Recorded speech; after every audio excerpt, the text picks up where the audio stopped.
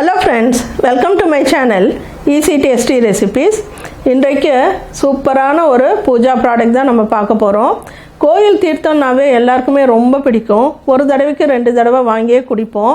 அவ்வளோ ஒரு மணமாகவும் சுவையாகவும் இருக்கும். எப்படி அந்த மணமும் சுவையும் வருது அப்படின்றது நம்மளுக்கு தெரியாது. அதே போல் ஒரு தீர்த்தம் நம்ம வீட்லேயே நம்ம தயாரிக்கலாம். இந்த வீடியோ உங்களுக்கு பிடிச்சிருந்தா மறக்காமல் லைக் பண்ணிவிட்டு கமெண்ட் பண்ணுங்கள்.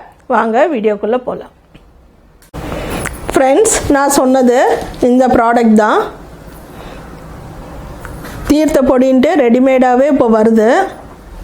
நம்ம வீட்டில் சாமிக்கு தண்ணீர் வைப்போம். அந்த தண்ணீர் வைக்கும்போது இது ஒரு சிட்டிகை இல்லை 2 சிட்டிகை நம்ம கலந்துட்டா போதும்.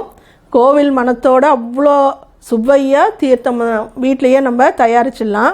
இது சேலத்தில் சந்திரா புக் ஷாப்பில் தான் நான் வாங்கினேன். இது அமேசான்லலாம் இது கிடைக்காது. இதோட ப்ரைஸ் 25 rupees. இது 10 grams. பாருங்கள், பொடி இவ்வளோ தான் இருக்கும்.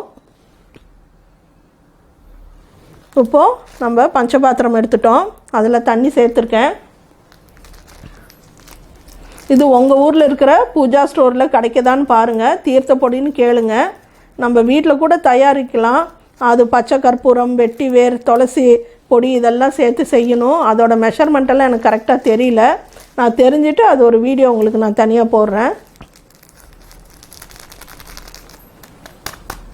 கலசத்தில் கூட நிறைய பேர் தண்ணீர் ஊற்றி வைக்கிற மாதிரி வீடுகளும் இருக்குது. அரிசி போட்டு வைக்கிறவங்களும் இருக்காங்க. தண்ணீர் போட்டு வைக்கும்போது இந்த பொடி கூட நீங்கள் போட்டு வைக்கலாம்.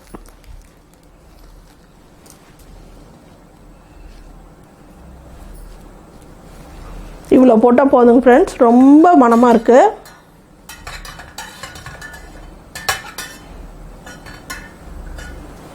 இங்கே கலக்கும் போதே அவ்வளோ ஒரு வாசமாக இருக்குது.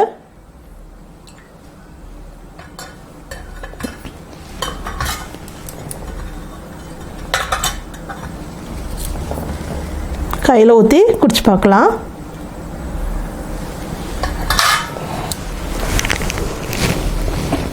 ரொம்ப சுவையாக இருக்குது. அப்படியே கோயில் தீர்த்தம் போலேயே இருக்குது. உங்களுக்கு பிடிச்சிருந்தா உங்கள் ஊரில் பூஜா ஸ்டோரில் இப்படி கிடச்சா நீங்கள் அதை வாங்குங்க. இன்னொரு தடவை அந்த நேம் காட்டுறேன்.